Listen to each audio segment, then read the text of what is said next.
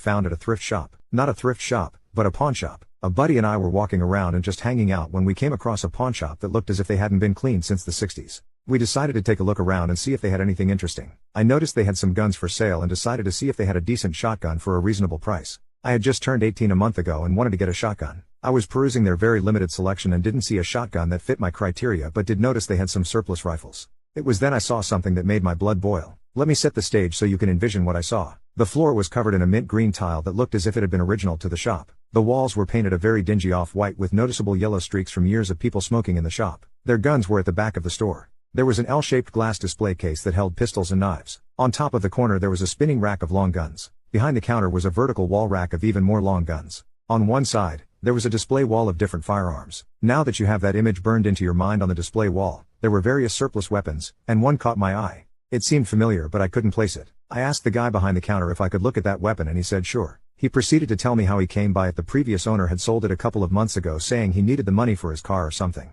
As soon as I held that weapon, I knew exactly where I had seen it before. It was my great-grandfather's 1903 Springfield .22 trainer that he had taught me how to shoot with. How did I know it was his? On the stock, there was some damage that I was responsible for. I bought the rifle and took it home. When I got back home, I called my great-grandfather and asked him if he still had that old .22 from when I was a kid. He said it should be in his safe and I was welcome to come shoot it any time I wanted. I told him I would be there on Saturday and would have a surprise for him. On that Saturday, my uncle met me at the door and said that Pap was in a bad mood and that today wasn't a good day. I asked why and he said that Pap had found out that his old .22 was missing. I told my uncle that I knew it was missing and that it had been missing for a few months. I asked him to have Pap meet me on the back porch as I had a surprise for him. Pap came outside and apologized for wasting my time and that he would find that rifle if it was the last thing he did. He asked what my surprise was and I showed him his .22 rifle.